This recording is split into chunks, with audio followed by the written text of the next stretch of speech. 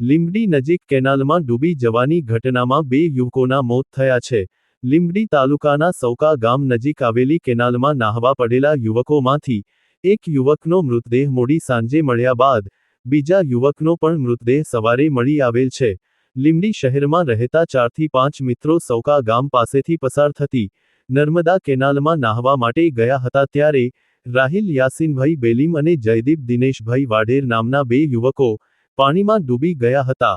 આ ઘટનાની તંત્રને જાણ કરવામાં આવતા શોધખોળની કામગીરી હાથ ધરવામાં આવી હતી, પરંતુ શોધખોળ દરમિયાન રાહિલનો મૃતદેહ મળી આવ્યો હતો, જ્યારે જયદીપની શોધખોળ ચાલુ રાખવામાં આવી હતી.